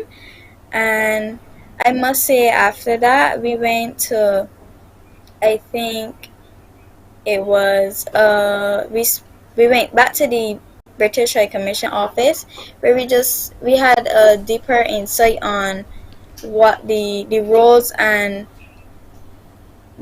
everybody plays in the office. And then we went to a roundtable discussion with women in business. Afterwards, we had a reception. So it was a packed day full of very inspirational activities, and we met a lot of very inspirational persons there. So you met the president as well. And so yes, now that you've completed all of this, are you absolutely convinced this is what you want to do? This is the life you want to take? The path? Of course. Yes, please. It was everything that I imagined. That is wonderful to hear. And so, Roshana, that's exactly what you want to be able to inspire the young women of Barbados to have, to know that it is their imagination is a reality at the same time. Absolutely. And so if you can dream it, we want to be able to provide you with the opportunity to access it. Some young ladies watching this morning are thinking, but I want to go through what she went through, Jalisha. How can they do so? How can they contact your institute, Leadership Institute? So we're on Instagram at Leadership Institute. That's Leadership Institute. And you can also email us at leadershipinstitute@gmail.com. But also We haven't quite finished the Lead Her for a Day program, and so we'll be having a workshop on Friday and Saturday at WAND, Open Campus in the Pine, which we are inviting young women to register for as we continue to discuss democracy, the Commonwealth, and good governance. Is it this Friday and Saturday, Roshana? Absolutely. So it's this Friday and Saturday. Right. We're closing the registration form today. And so if you're watching this and you're interested, we are inviting you to come out and engaging speakers, a lot of really interesting programs and sessions. You're going to get a leadership package. And of course, we always facilitate the opportunity for young women and women in general to be able to network and gain inspiration from each other. Well, this is fantastic. It's happening at the UE Open Campus, which is right here in the Pine. It's red. That's the campus right opposite us there by the Parkinson, right? Good. Yes, that's where the young ladies will be. And what age ranges are you attracting with the Leadership Institute? So for this particular workshop, it's ages 16 to 24. Mm-hmm. And so to make sure that we have a good mix of younger women who are possibly still in school, still interested, and even those women who are trying to advance in their careers or young professionals so that they can learn a bit more. And also it's really important, this workshop, I think, for us, because we're in the constitutional reform process as a country, and we're discussing and we're going to be engaging on how do you get involved and what does that look like and why is it important. Again, women empowering women, and so we want to encourage as many of the young girls and women to be a part of this Leadership Institute, having that big open session on Friday and Saturday at the UE Open Campus, but registration closes today. And so, where again, Roshana, where can they go to register? They're going to Lead Hership, LEADHERSHIP Institute on Instagram. It's also on our Facebook, same name. You can click the link in our bio, and it's right there. And all you have to do is sign up. It's a quick form, and we'll get back to you as it relates to the specific details. But you need to register. Jalisha, as you interact with your friends, your girlfriends, your female friends, what do you say to them about having had the experience that you have now and knowing what the potential truly is? What advice would you give to other young ladies like yourself? What I'd say is just to be bold and to take opportunities as they come, to believe in yourself and trust in God. Indeed so. I believe we have the connections resolved now with Ashley. Ashley, good morning again. Ashley. As the fate would have it, Ashley's stuck again. Ashley, are you there? Yes, please. All right, good. So you're going to tell me now, Ashley, quickly about what you went through and which embassy you were assigned to. So we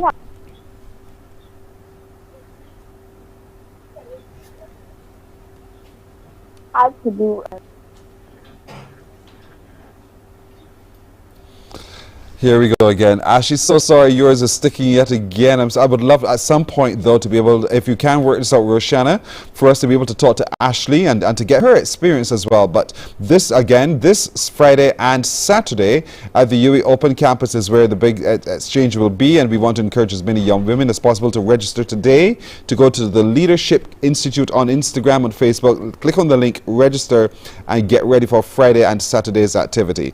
Thank you so much, Roshana, for joining us this morning and for opening up the Institute to allow so many young women, 16 to 24, to experience the things that you're designed to do. I mean that you, Rochella, are designed to do to make a difference to the females of Barbados indeed. And thank you, Jalisha Sobers, as well. I'm glad that you had such a wonderful, life-changing experience being connected with the British Embassy indeed. Thank you so much for joining us this morning. Thank you so much, Pearson, as always. Thank you so much. You're very welcome indeed. Morning Barbados takes a break right here. When we come back, action. Stay with us. We're back in a bit. Morning, morning, morning. Good morning. Good morning to you.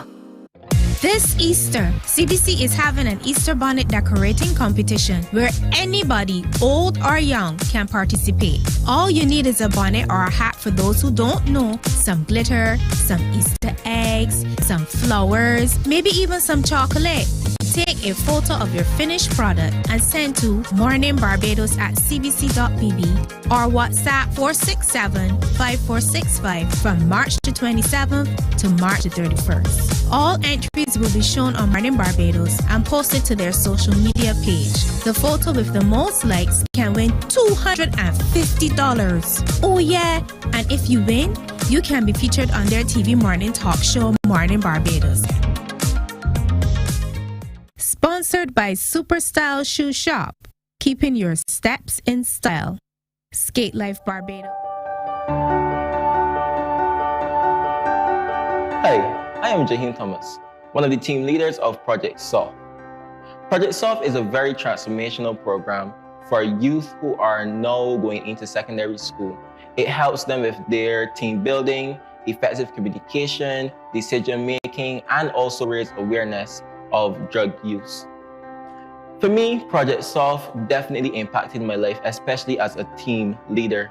Dealing with children every day, it was for me to honestly wonder, am I making the right decisions when I approach these children? And not only that, but are they developing as well and taking in information that they're being taught? Project SOFT also benefits those children, as I mentioned earlier. But one of the major things I have seen, especially from children coming out of Project SOFT, is the impact that it has made on them even after the program. Recently, I went to one of these schools where I saw some of these students. And when they came to me, the effect, the impact that I got, because they said, Uncle Jaheem, and to see that relationship still sticks with them, to see that they still remember. Good morning to you. We have 23 minutes to spend with Gavin Mendonca. You've met him before. He's from Ghana. He has a skill of taking the folklore and bringing it alive. But the man likes rock music. He truly does. And so this morning he's back because he was here for the Bridgetown International Arts Festival that concluded last weekend. And what a response indeed. And so we had to have him back, and he's brought along a friend with him in Chucky. They're going to perform for us, and let's remind you of the greatness of Gavin and Chucky. One morning the captain wakey, boat on, wakey, bowman, wake with a paddle in the hand. All I want is a long and strong is too much of me. Long and strong is economy, oh, captain, put me ashore.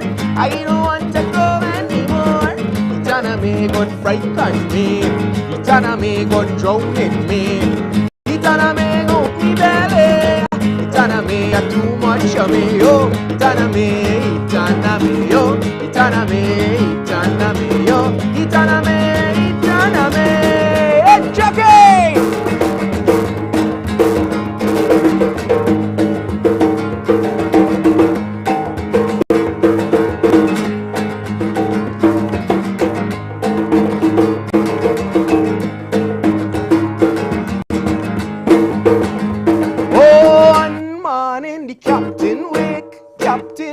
Wakey, boat on, wakey, bowman, wake with a paddle in the hand. Hey, all I want is a long and strong is too much of me. Long and strong is economy, oh. And she said, Captain, put me ashore.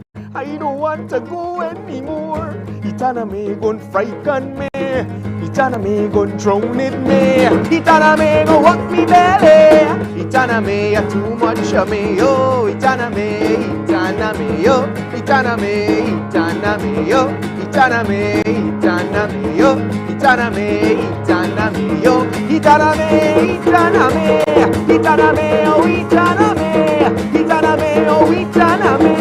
Economy, oh. Oh my gospel. Sweet for days indeed. Oh, I tell you what, I need to catch a breath, and we'll come right back in just a moment. Morning. Good morning to you. This Easter CBC is having an Easter bonnet decorating competition where anybody, old or young, can participate. All you need is a bonnet or a hat for those who don't know, some glitter, some Easter eggs, some flowers, maybe even some chocolate. Take a photo of your finished product and send to morninbarbados@cbc.pb or WhatsApp 467-5465 from March the 27th to March the 31st. All entries will be shown on Mornin Barbados and posted to their social media page. The photo with the most likes can win $250. Oh yeah, and if you win, you can be featured on their TV morning talk show Mornin Barbados. Sponsored by Super Style Shoe Shop, keeping your steps in style. Skate Life Barbados, Skate Life, Great Life, and Mornin Barbados. You felt it too? I felt it. Gavin and Chucky. They're in from Ghana. They were here for the Bridgetown International Arts Festival, and they're here with us this morning on Barbados, Morning Barbados indeed. Itanimi, well, you just heard? Everything gonna be all right. Here they are again, Gavin and Chucky.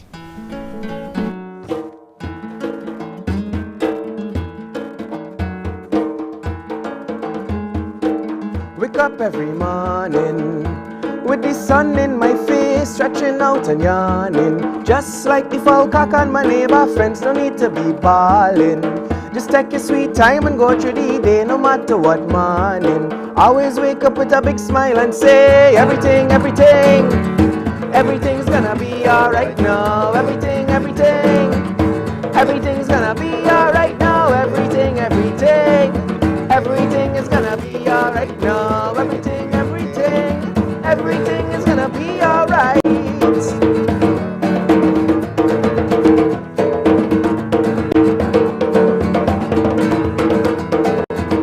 I know you might lapse little and forget to take out the pin, or sometimes you're falling and you feel like you can't get up, but don't worry yourself, rise up, rub off your bonesy. Some people might laugh at you, that's alright, you should be laughing to sing. Everything's gonna be alright now. Everything's gonna be alright now. Everything is gonna be alright now. Everything is gonna be alright now. It's gonna be alright now. It's gonna be alright now. It's gonna be alright now. Tell them, Jackie!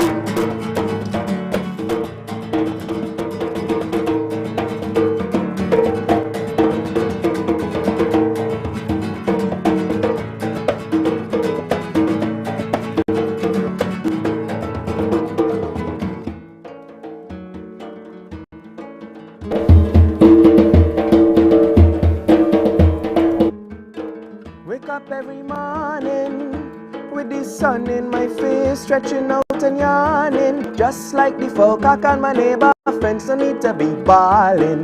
Just take your sweet time and go through the day, no matter what morning. Always wake up with a big smile and say, I know you might lapse little and forget to take out the bin, or sometimes you're falling and you feel like you can't get up, but don't worry yourself, rise up, rub off your bonesy. Some people might laugh at you, that's alright, you should be laughing to sing.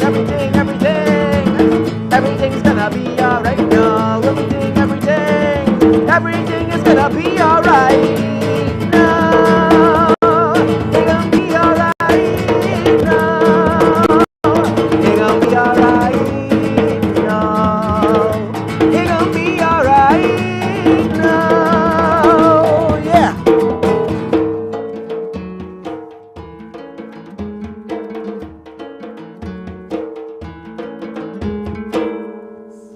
Morning, morning, morning. Good morning. Good morning to you.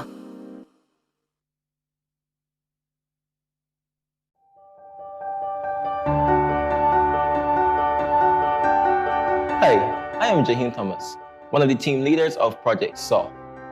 Project SOF is a very transformational program for youth who are now going into secondary school It helps them with their team building, effective communication, decision making, and also raise awareness of drug use. For me, Project Solve definitely impacted my life, especially as a team leader.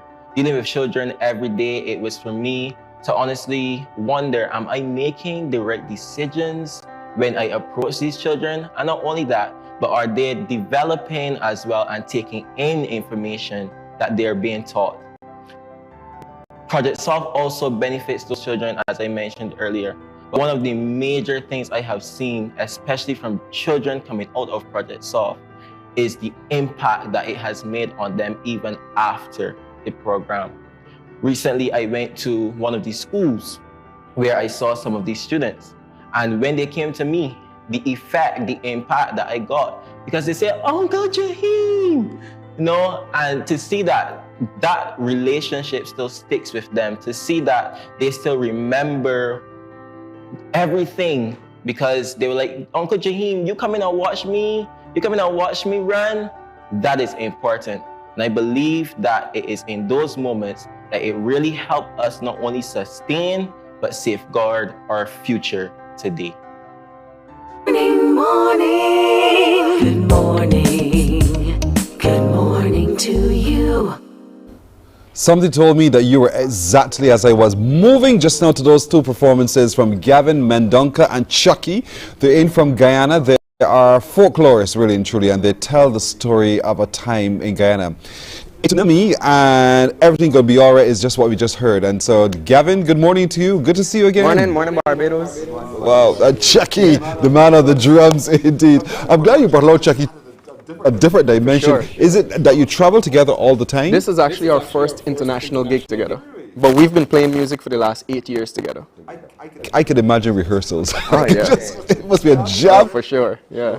Wow. And so, Gavin, you're back. I know the last time you were here, we introduced you to Barbados, and the response was phenomenal. And how was it for you this last weekend performing with the Bridgetown International Arts Festival? It was amazing. Yeah, thanks very much to the Bridgetown International Arts Festival for having us, and the kindness of our Ministry of Culture, Youth and Sport, and Courtesy Garage here in Barbados for supporting us on this journey.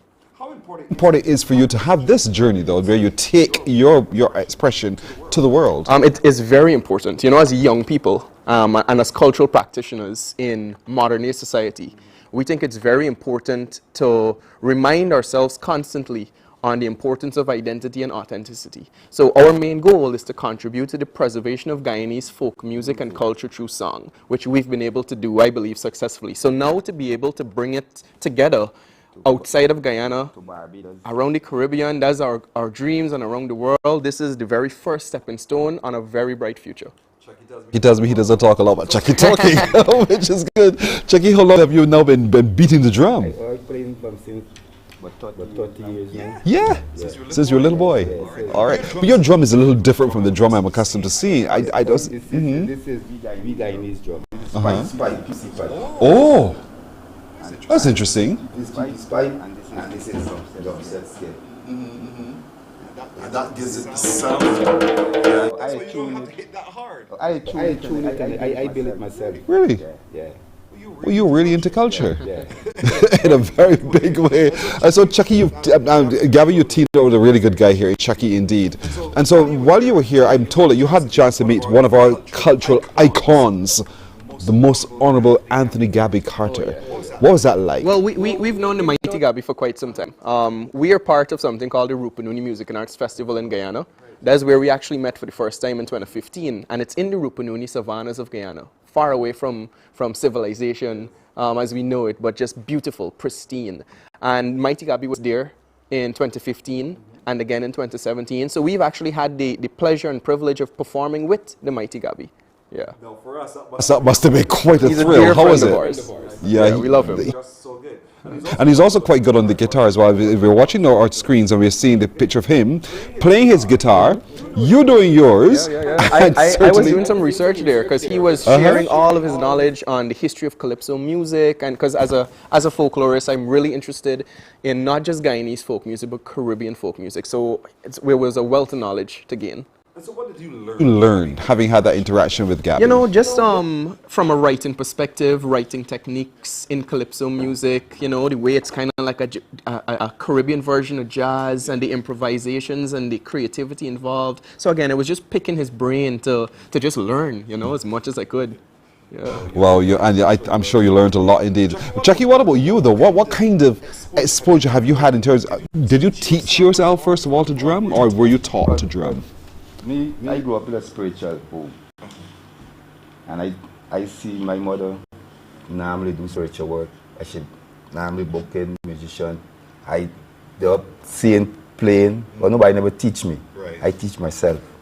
She better drum for me, and I start play by Sabbath school and churches and so. You were made for this, boy. I could see it the way you play. The hair gets in the way. It doesn't matter. He was just made to play the drum.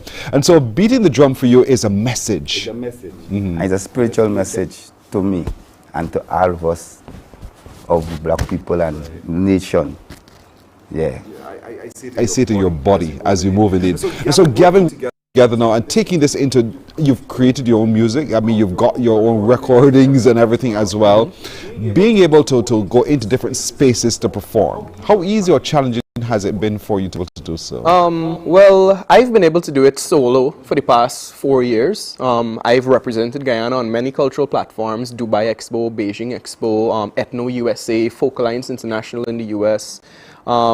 So it is challenging. You know, the arts is always, here in the Caribbean, it's always hard to get certain support and that kind of stuff. But we've been, as we say in Guyana, we chop our own bush. Right? You carve your own way. It's jungle and we need to get to the other side. Right. We will go through it, and we are, we're helped by others, and we help others as well. So there are many persons before us, like Ezzy Rockcliffe and Yoruba singers and Uncle Dio and Bob, who help us to do things. And we believe it's our responsibility to push through with the mission and also to continue carving the path for those who will come after us. Yeah. But to be here again, as hard as it is, it feels like just beating with drum and we magically appear, because the music drives us. And the music pulls us into you as well.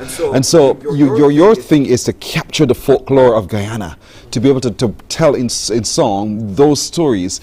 The one you first said, Itanimi, the phrasing is wrong here, said. Itanimi. Yeah. What did that mean? What does that mean? So I learned a lot of folk songs because of joining up with Chucky. Chucky runs the Buxton Fusion School of Music in Buxton. And I had just gotten interested in 2015 in being, like I said earlier, a rock musician, but a Guyanese rock musician. So when I met Chucky and we started playing like this together, very different from my rock band, he would start teaching me songs and the rhythms, and we found a book of Guyanese folk songs and we started learning it. So it has been an adventure, a musical adventure, to learn our folk songs and to sing them, and we're just happy to do it. So now we're recording them all in a series of albums. Wonderful. Chucky, you brought him in. You brought him into it. See the full song. And I have a drum in school, but I get taught something to teach them. Drumming, folk song.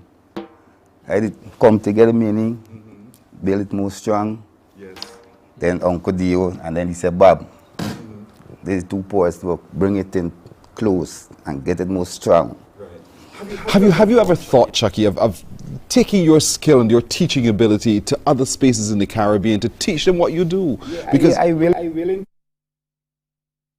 As Gavin said, the back end and the front end.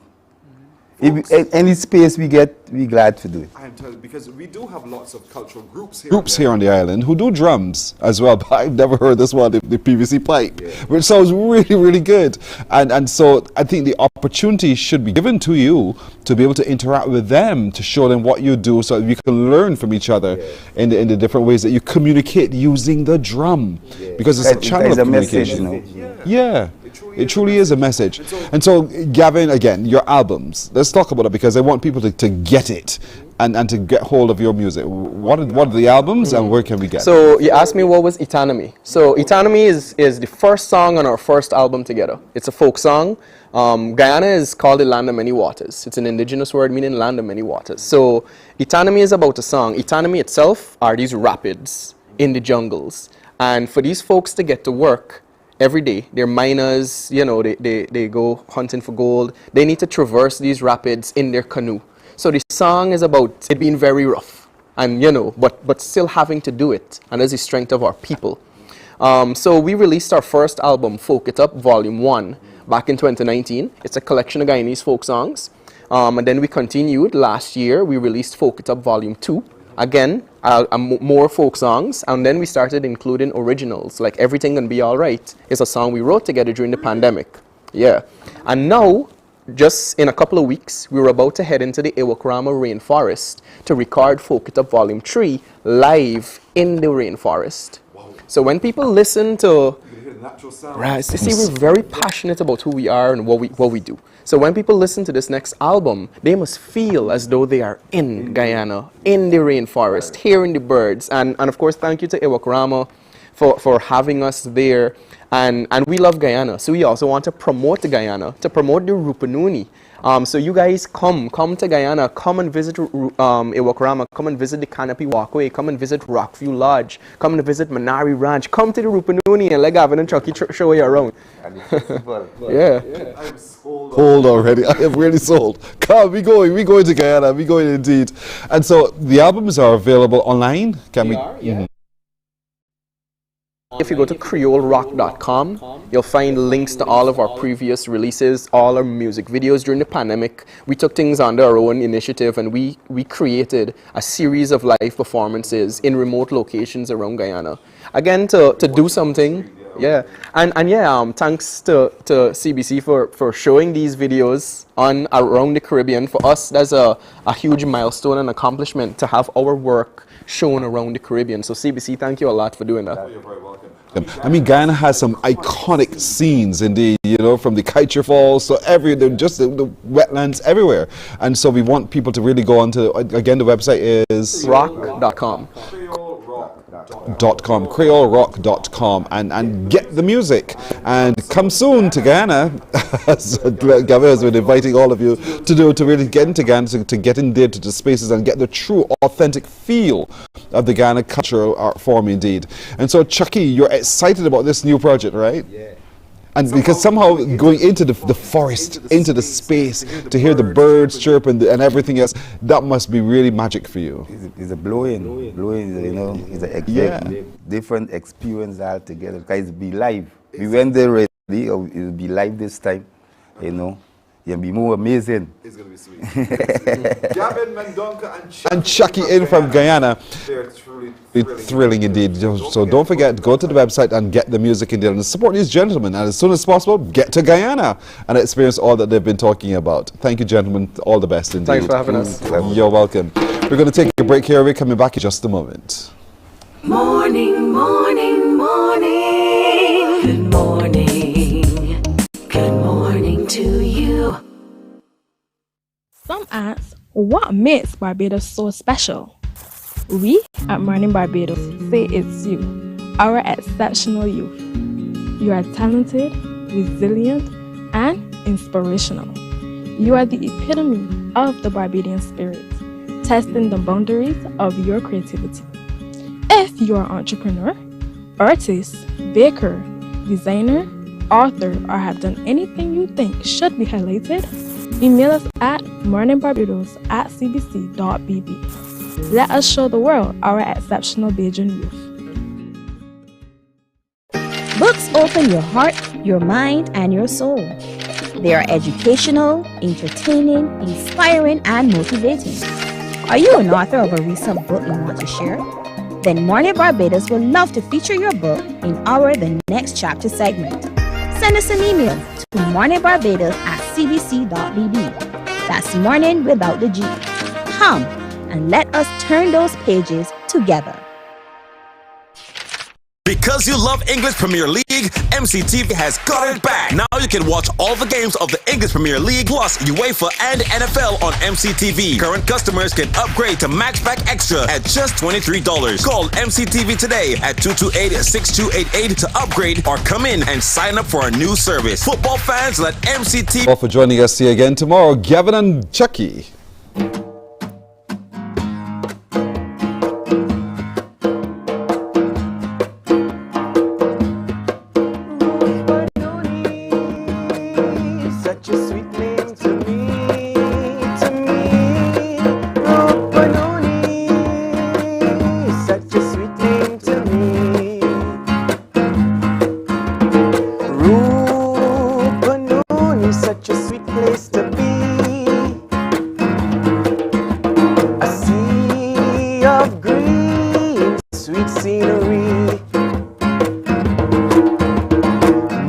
Majestic sky overlook the mountains.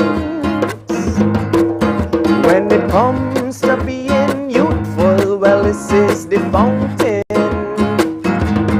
Rupanuni, such a sweet name to me, to me. Rupanuni, such a sweet name to me. Oh, the silence of the savannah could grow so loud.